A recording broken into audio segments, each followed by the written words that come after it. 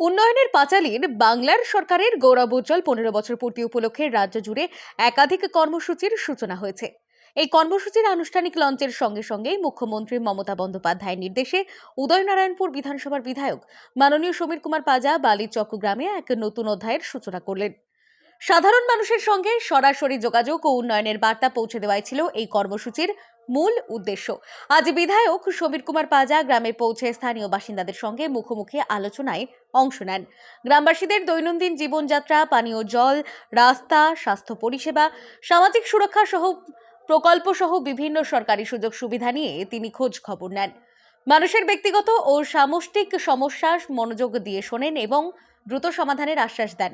অনেকেই তাদের দীর্ঘদিনের দাবি ও অভাব অভিযোগ সরাসরি বিধায়কের কাছে তুলে ধরার সুযোগ পেয়ে সন্তোষ প্রকাশ করেন। পাশাপাশি দলের কর্মী ও জনপ্রতিনিধিদের নিয়ে একটি গুরুত্বপূর্ণ বৈঠকও অনুষ্ঠিত হয়।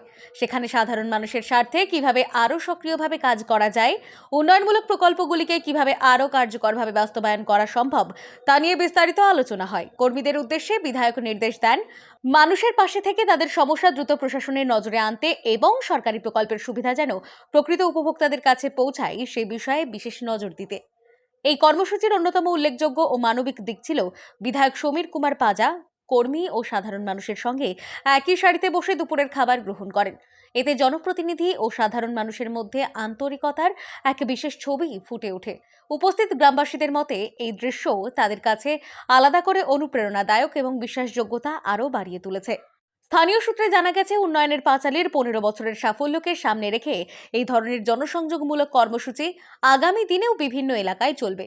মানুষের সঙ্গে সরাসরি যোগাযোগ রেখে উন্নয়নের কাজকে আরও গতিশীল করাই এই উদ্যোগের মূল লক্ষ্য। Bureau report, social 24।